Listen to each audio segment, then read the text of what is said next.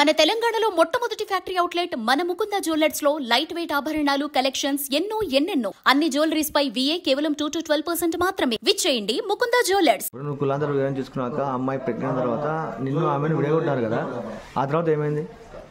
నా భార్య అక్కడికి విజయవాడ తాడేపల్లికి ఫస్ట్ రాజమండ్రి పోయింది. అక్కడ నుంచి విజయవాడకు వచ్చినామని కూడా నాకు మెసేజ్ చేసింది. అక్కడ పోయినాక ఆ పాపకి నా భార్యకి గుండు చేయించి వాళ్ళు బాగా చిత్రహింసలు గురి చేసినారు.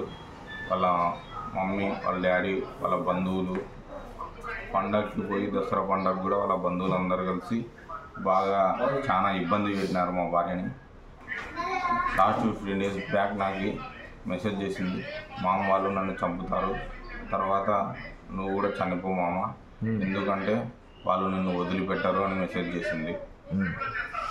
అమ్మాయి సూసైడ్ చేసుకున్నంత ఉందా? అమ్మాయి సూసైడ్ అయితే చేసుకోదు, వాళ్ళ మమ్మీ వాళ్ళ డాడీ చంపేసి ఉంటారు మా భార్యని గ్యారంటీగా అని నేను అనుకుంటున్నాను. ఆ పాప మా భార్య అంతగా సూసైడ్ చేసుకునేదంటే కాదు. అమ్మాయిది లవ్ మ్యారేజా? నాది అమ్మాయిది లవ్ మ్యారేజ్. గత 7-8 years నుంచి లవ్ చేసుకుంటున్నాము.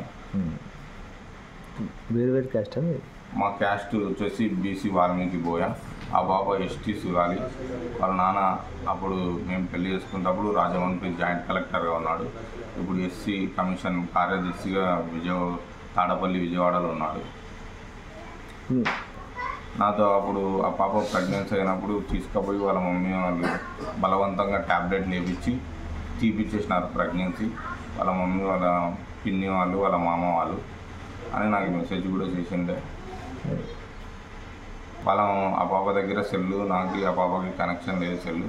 వాళ్ళ డాడీది నైట్ టైమ్స్ చేస్తుండే మెసేజ్ 1, 2కి 11కి అట్లా 12కి అట్లా నైట్ టైమ్స్ మెసేజ్ చేస్తుండే. లాస్ట్ మెసేజ్ ఏం చేసేది? లాస్ట్ మెసేజ్ వచ్చేసి నాకు ఇట్లా మామ వాళ్ళు చంపేయాలని చూస్తున్నారు అని చెప్పింది. నన్ను అని పెట్టేసింది లాస్ట్ మెసేజ్. నువ్వు అట్లా చేసుకోవద్దని నేను చెప్పాను. నీకే డౌట్స్ ఏమున్నాయి?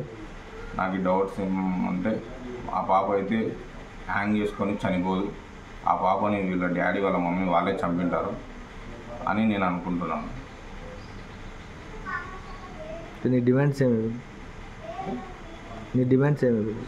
ఇప్పుడు నా డిమాండ్స్, నా భార్య నాకే కావాలి, నేనే దాన సంస్కారాలు చేస్తా, నాకు చట్టమైన చర్యలు తీసుకొని వాళ్ళపైన నాకు నా భార్యను నన్ను చూపించి నేనే చూసుకుంటూ నేనే భూస్థాపన చేస్తానని అనుకుంటున్నాను.